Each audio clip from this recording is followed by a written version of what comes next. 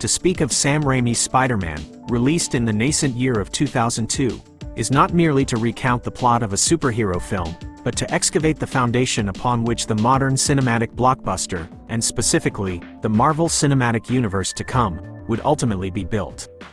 It is a work that, while saturated with the bright, four-color heroism of its comic book origins, pulses with a deeply felt, almost operatic melancholy, grounding its spectacular flights of fantasy in the universally relatable anguish of adolescence and the grim, irreversible nature of moral choice.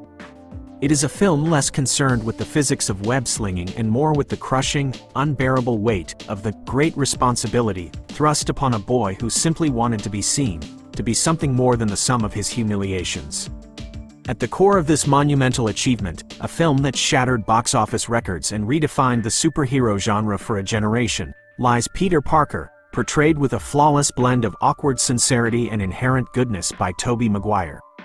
Peter is introduced to us not as a nascent hero, but as a perpetual outsider, a bespectacled, academically brilliant shadow navigating the brutal social hierarchy of Midtown High.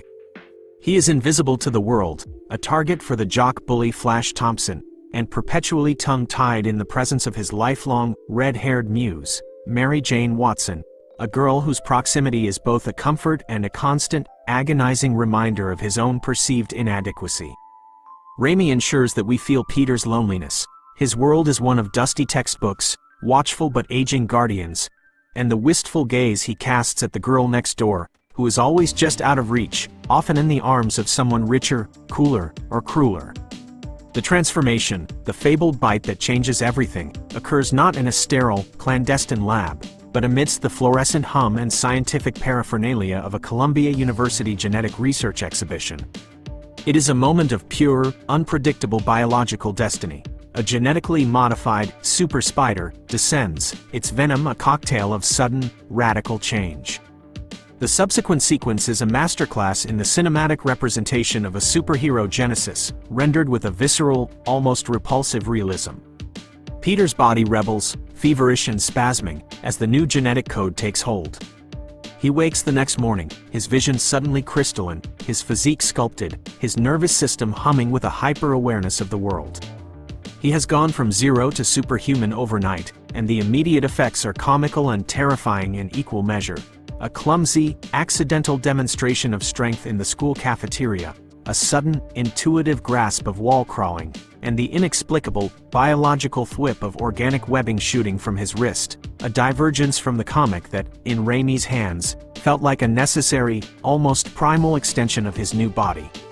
But the film's narrative engine is not the acquisition of power, it is the tragic, irreversible lesson that power necessitates. Peter, armed with these incredible gifts, first seeks not justice or altruism, but self-interest and a chance at easy money. In his quest for a flashy wrestling career to impress Mary Jane, he is selfish, cavalier, and distracted.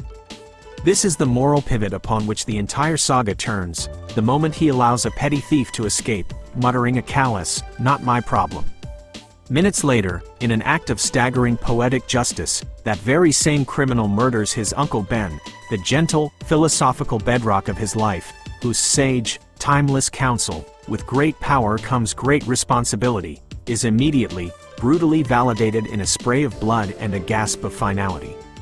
The death of Uncle Ben is the true birth of Spider-Man.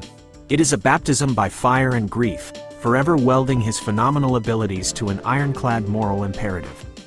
The ensuing chase for the killer is not the exhilaration of a hero's journey, but the desperate, angry hunt of a bereaved son seeking vengeance, culminating in a silent, desolate realization of his own complicity. Spider-Man emerges from the shadows of that night not as a celebrity or a champion, but as a haunted vigilante, his entire identity forged in the crucible of personal failure and the profound, eternal guilt of the consequences.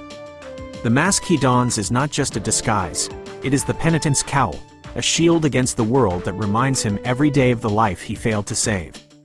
Raimi's genius is further illuminated in his creation of the antagonist, the terrifying and deeply conflicted Green Goblin. Norman Osborn, the father of Peter's best friend, Harry, is a brilliant, ruthless, yet internally fractured captain of industry, constantly battling corporate wolves and the crushing pressure of his own boundless ambition. His transformation is a dark mirror to Peter's. While Peter's spider bite elevates him, transforming him from a weak boy into a responsible man, Norman's self-administered performance-enhancing serum strips him of his humanity, birthing a volatile, cackling, schizophrenic alter ego, the Goblin, who is the embodiment of Norman's id, his buried resentments, and his narcissistic lust for power. Dafoe's performance is a virtuosic display of dual identity, oscillating between the sympathetic, weary father and the manic, metallic armored anarchist. The Goblin is a villain of tragic dimension, a cautionary tale of a man undone by his own brilliance, trapped in a suit of psychological and literal armor that grants him freedom from conscience. The conflict between Spider-Man and the Green Goblin is thus elevated beyond a simple clash of good versus evil. It is a battle between two men fundamentally changed by science, one embracing the mantle of sacrifice and the other succumbing to the temptation of total, self-serving power. Their interactions are brutal, personal, and charged with a dangerous intimacy, particularly since Norman, in his lucid moments, holds a paternal affection for Peter, unaware of their nightly duels above the city.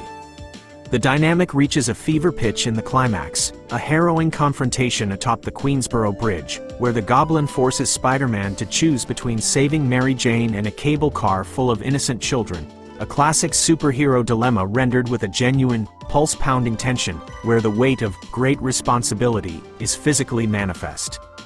Beyond the action, the heart of the film resides in the fragile, beautifully rendered relationships.